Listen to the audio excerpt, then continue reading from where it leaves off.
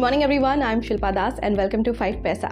हर रोज की तरह आज भी इस वीडियो में हम देखने वाले हैं intraday Nifty and bank Nifty के लेवल्स। इसके अलावा आपको देंगे 5 स्टॉक्स के रिकमेंडेशंस जिन्हें आप 7 to 10 डेज के लिए होल्ड कर सकते हैं। साथ ही कुछ इंपॉर्टेंट स्टॉक्स से रिलेटेड न्यूज एंड अपडेट्स भी इस वीडियो में हम देखने वाले हैं। लेकिन आगे बढ़ने से पहले जिन व्यूअर्स ने अभी तक हमारे चैनल को सब्सक्राइब नहीं किया है वो जरूर सब्सक्राइब कर लें for daily stock related updates and recommendations. सबसे पहले हम नजर डाल लेते हैं इंट्राडे निफ्टी और बैंक निफ्टी लेवल्स पर। देखते हैं इंट्राडे निफ्टी लेवल्स। पहला सपोर्ट लेवल है 22,200, दूसरा सपोर्ट लेवल है 22,130, पहला रेजिस्टेंस है 22,430 और दूसरा रेजिस्टेंस है 22,500। इसके अलावा इंट्राडे बैंक निफ्टी लेवल्स की बात करें तो पहला सपोर्ट लेवल है 47,270, दूसरा सपोर्ट लेवल है 47,060, पहला रेजिस्टेंस है 47,820 और दूसरा रेजिस्टेंस है 48,050। चलिए अब बात करते हैं 5 momentum stocks for the day की, यानी कि आपको रेकमेंड करेंगे 5 स्टॉक्स जिनमें आप होल्ड कर सकते हैं इन स्टॉक्स को 7 to 10 डेज के लिए। सबसे पहले है IGL। यहाँ पर राइजिंग वॉल्यूम है, आप इसे बाय कर सकते हैं 459 पर। स्टॉप लॉस 440 लगा सकते हैं, पहला टारगेट 478 रख सकते हैं और दूसरा टारगेट 495 पर रख सकते हैं। Next is union bank. यहाँ पर रेजिस्टेंस ब्रेकआउट है तो आप इसे बाय कर सकते हैं 158 पर। स्टॉप लॉस आप लगा सकते हैं 150, पहला टारगेट 167 और दूसरा टारगेट 175 पर रख सकते हैं।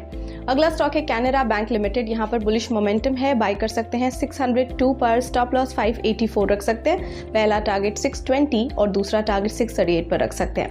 Next stock is engineers India limited. ये on the verge of breakout है तो आप इसे बाय कर सकते हैं 233 पर। स्टॉप लॉस 224 रख सकते हैं, पहला टारगेट 242 और दूसरा टारगेट 250 पर रख सकते हैं। अगला स्टॉक रिकमेंडेशन है संवर्धना मदरसन इंटरनेशनल लिमिटेड। यहाँ पर वॉल्यूम स्पर्ट है तो आप इसे बाय कर सकते हैं 126 पर। स्टॉप लॉस 119 रख सकते हैं, पहला टारगेट 133 और दूसरा टारगेट 140।